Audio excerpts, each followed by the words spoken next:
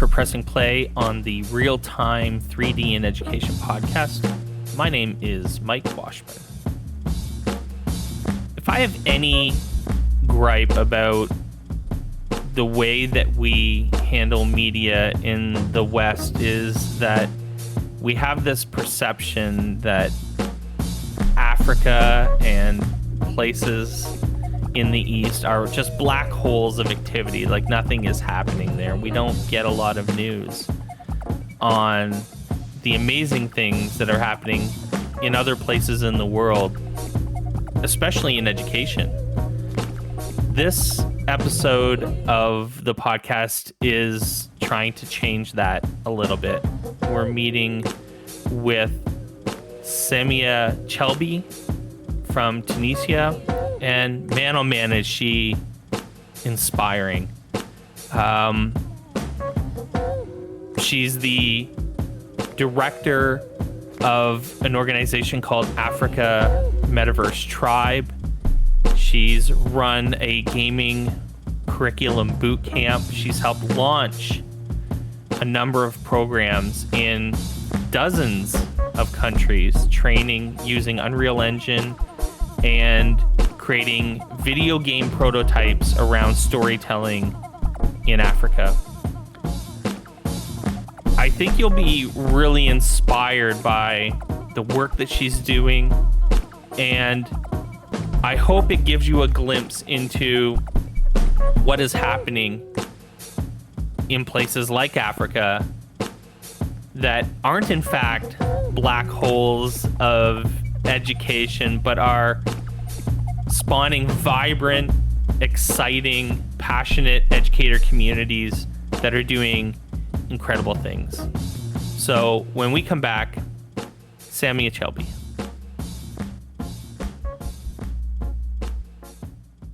Welcome to the podcast, Samia Chelbi.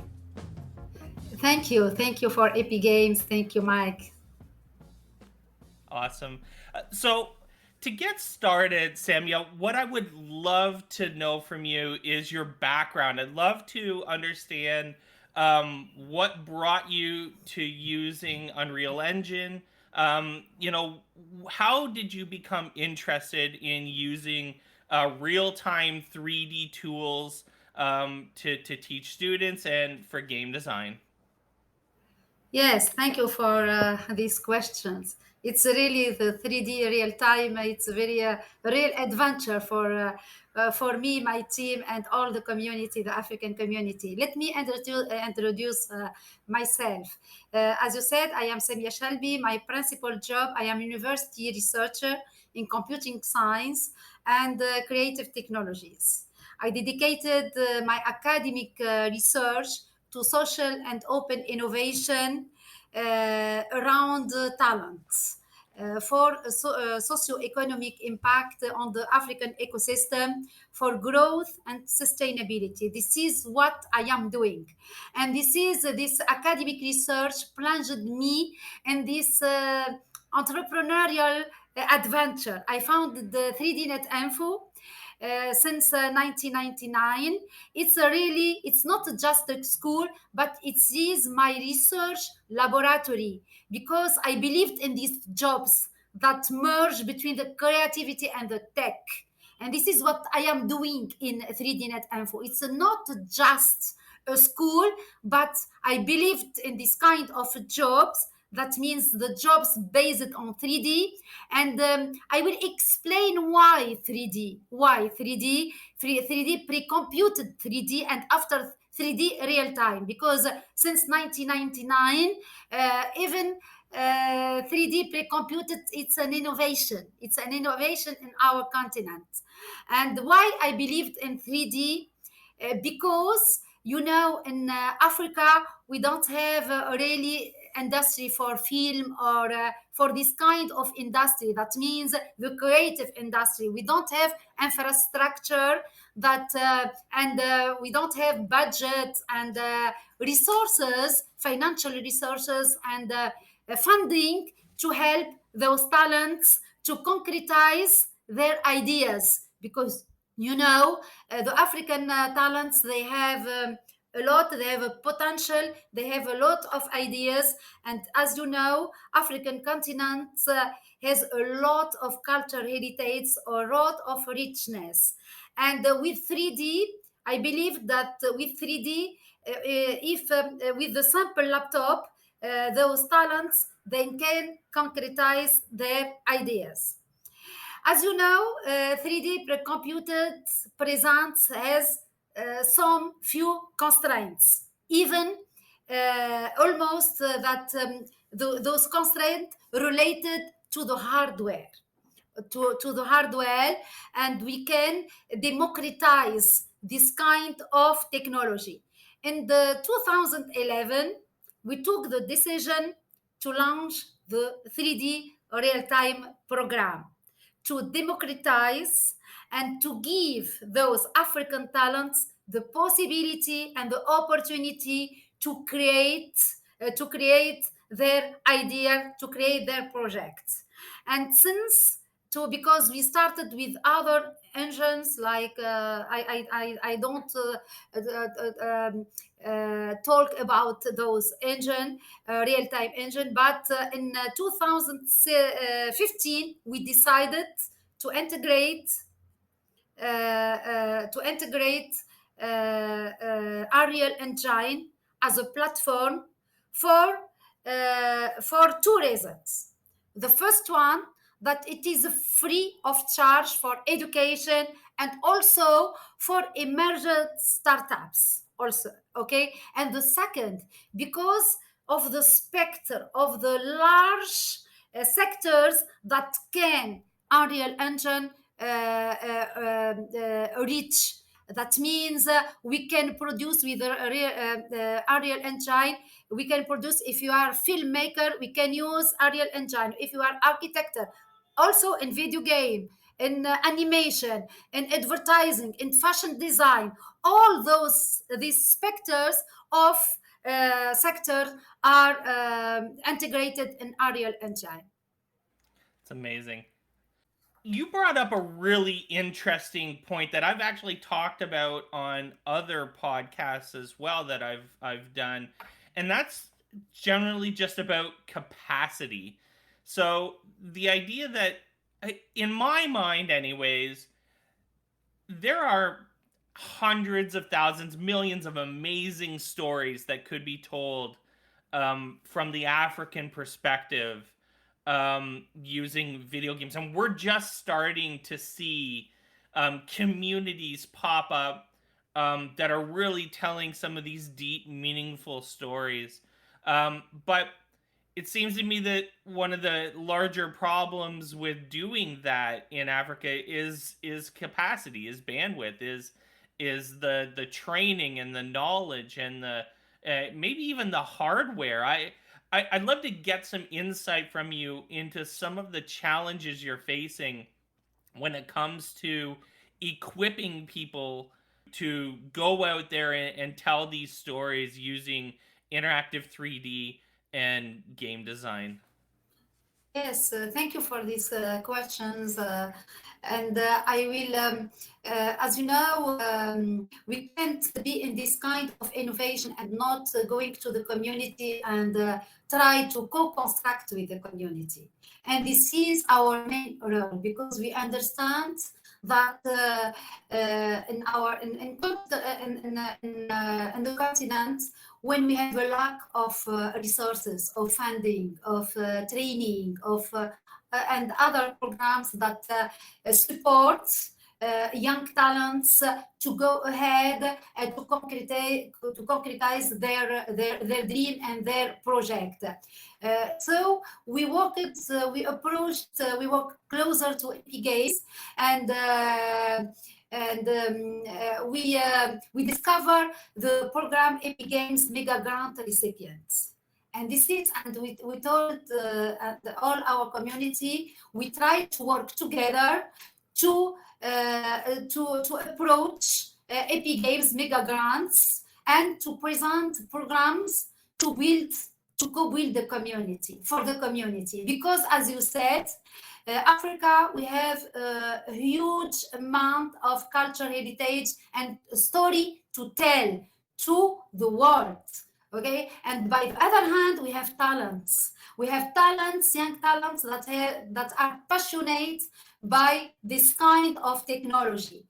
These two elements pushed us, me, my team, all our partners, to to manage and to take this initiative, and the first initiative in 2020, which is African Game Dev. African Game Dev, it's the program, the first program that we try to work it with Epic Megagrants, and this program, it's to help the African game dev community to be trained to Unreal Engine, to deliver training for free. And we delivered for 300 talents in 10 African countries. And not just to train them, but this is the first phase. The first phase is to train them around Unreal Engine. And this program helped us also to train the trainers also, because we need, for sustainability of this program, we have double objective, double goals. That means we train the trainers and we train talent also. But the main important phase is the second phase, is to produce prototype of video game around a story, the storytelling, African storytelling. And this is really, we learned a lot from this experience and from this program, because we worked in our model, we worked with our local partners in Africa. We didn't go to the Sub-Saharan Africa or North Africa directly, because we believe in the co-creation and the co-construction with the local. We are African, yes, but there is a difference between the ecosystem, Tunisian ecosystem, the North Africa ecosystem, and also the Sub-Saharan Africa ecosystem. In each country, we believe that each country has its own specificities and its own constraints and its own also potential. And we try to co-construct together. So we learned a lot in terms of management, in terms of the talent that we discovered a lot. And if I can tell African game dev in numbers, it is 10 African countries, 300 talents trained, 3 training sessions, and 20 coaching sessions. And also we believe that we should also highlight all this via events when we try to promote and to bring also the international ecosystem to highlight this potential. And actually on our website, africangamedev.com, we will find 12 prototype of gaming produced. Okay, we can go and we can see those 12 prototypes of gaming producers, and there is one, okay, there is one of the best one, and not the only one, is Kurta Content from Kenya, which is selected by the European Program of Co-Production, which is supported by Ubisoft. And those are our indicators of measurement of success of program. And when we think a program, we think sustainability of our activities. It's not just to have a fund from Epic Megagrant recipients, but it's a challenge for us as NetInfo and all the network around NetInfo, and mostly our local partners. This is what we have done in African Game Dev, and it's really a great experience for us, and we learned a lot from this experience, from this program. That's amazing. And I'd love to actually dive deeper into that. What are the things that I thought of as you were talking about this amazing program? is how in the West we tend to talk about Africa in the abstract. Yeah, too much for sure. That it's, we refer to it as, the whole continent. And obviously, just like even in Canada, Canada's a big place. That's where I'm from. And Western Canada and Ontario and Eastern Canada are three pretty different places just in Canada. And Africa's a massive landmass with massive differences between, you're talking about northern Africa and sub-Saharan Africa and, South Africa and Egypt and all of these other countries are incredibly different. And you're working really hard to bring on stakeholders and partners from all these different places. So I actually think that you have some really great knowledge and experience that you could teach us about how you appeal to local partners and local stakeholders to get them engaged. Because to be fair, I mean, real-time 3D to some people might as well be, a mission to Mars. It feels so out there in terms of what you can do. I mean, we talk about game design a lot, I guess, but the broader scope of real-time 3D, as you know, I'm sure, is much larger than that. It's about so many other things. And so explaining that to local African potential partners and stakeholders that you can collaborate with must be an interesting challenge. And I'd love for you to kind of talk about how you got people on board, how you convinced them that this was something that they should be involved in, put money into or invest time in, and what the outcomes you're promising could potentially be. I'd love to hear a little bit more about that. Yes, yes, it's a good. I find this is a good questions, and we are not just a school, but in 2004 we launched an organization, non-profit organization, Tunisian Organization of Creative Technology, and we started to organize a festival workshop for free to learn more from the community, from all the ecosystem, because we understand at early stage that we can't do innovation and being in just when working in the school, but we should go and share all what we are doing for the ecosystem and promote those jobs. And when we're working with the ecosystem, we are in front of some few barriers that related to the mindset, barriers related to the fund, barriers to the law, a lot of barriers.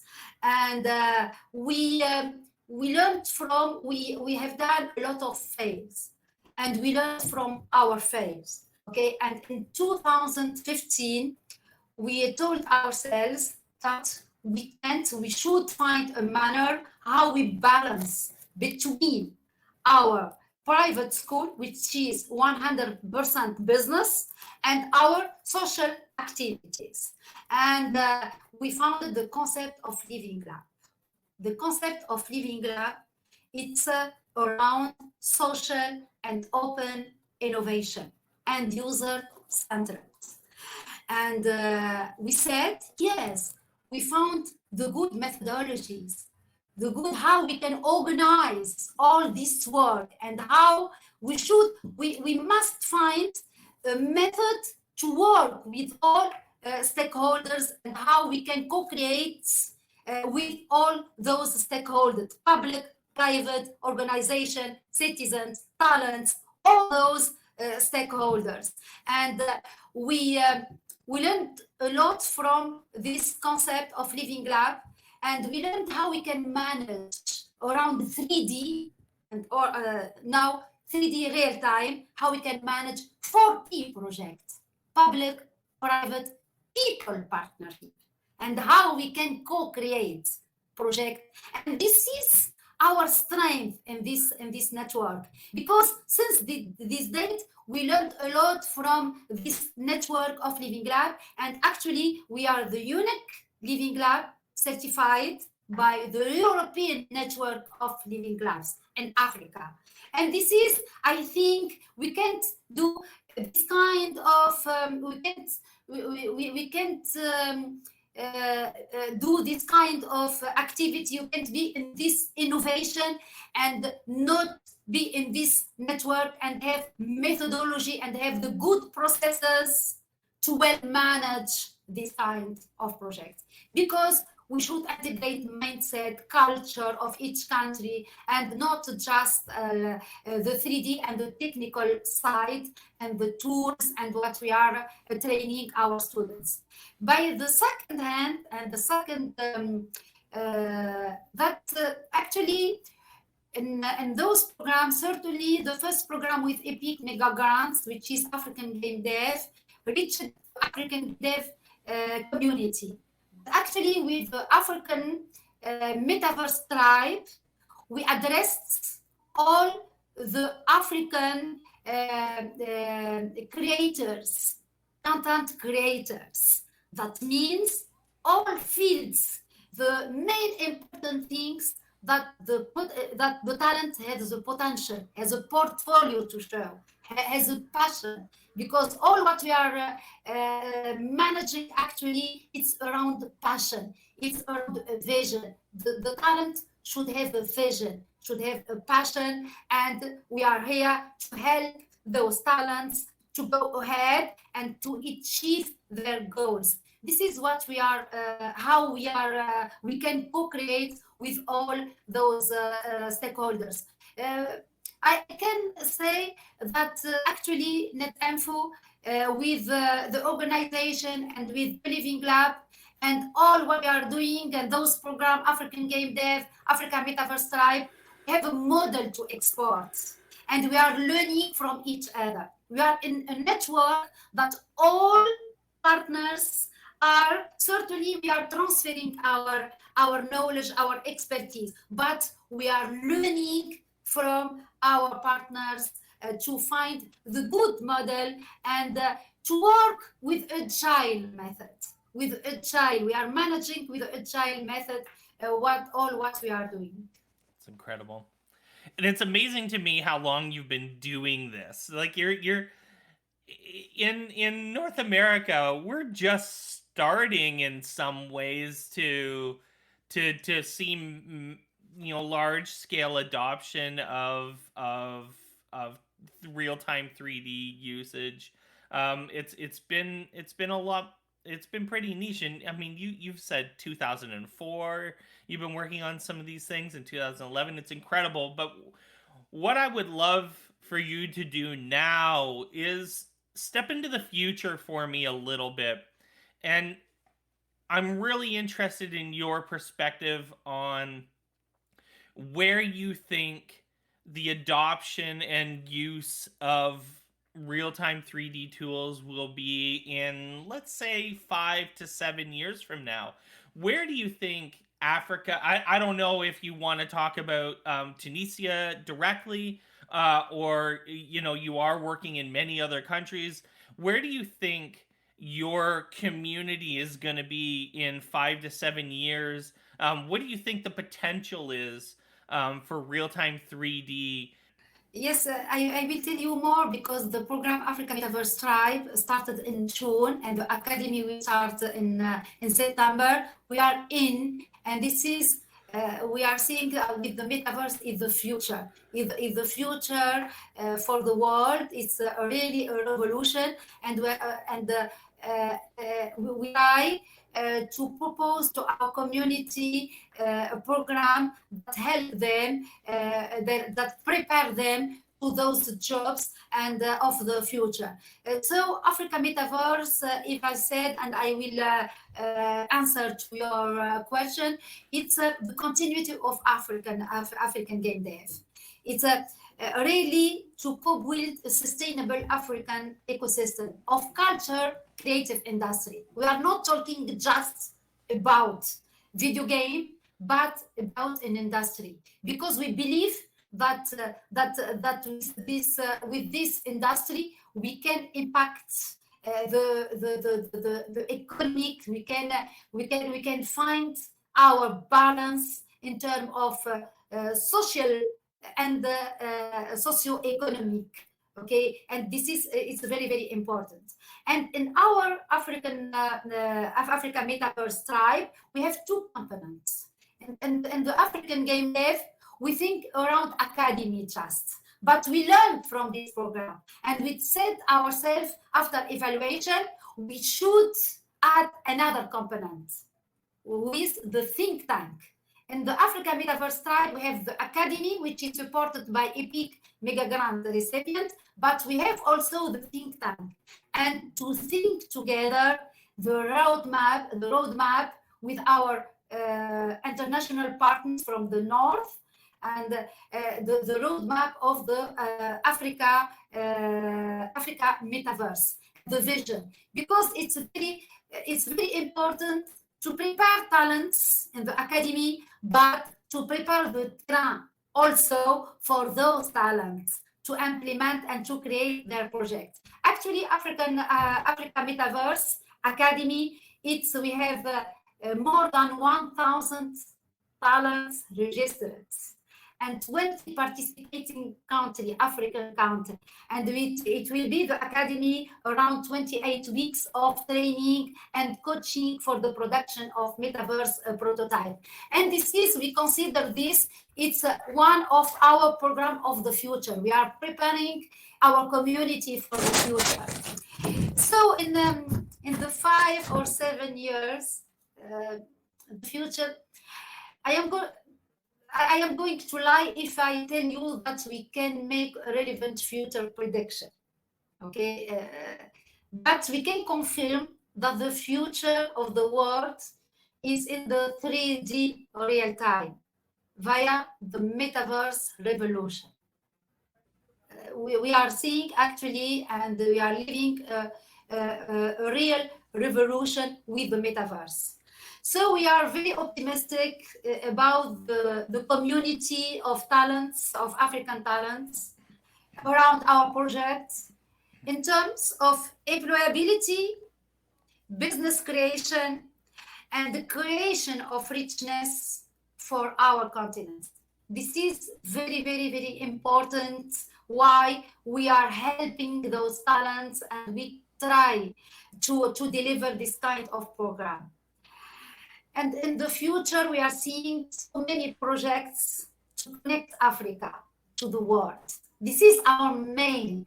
We want to connect, because with the metaverse, with all those, this revolution, with all, with the concept of the decentralized, that means the Africa is the good moment for those talents. We don't have regulator, we don't have intermediary. That means with this new vision and those new technology, Africa can be connected to the world, and they can highlight the richness of our African human and culture heritage. This is our Connect Africa, and highlight the richness of African human resources, talents, and culture heritage. Amazing. You're doing amazing work, and you've been doing it for so long, and you have such great experiences to share. This has been an awesome conversation. I've loved listening to all the amazing work that you're doing. Samia, Chelbi, thanks for joining us on the podcast today. Thank you very, very much. Thank you for Epic Games and for Epic Games Megagrant recipient. Thank you.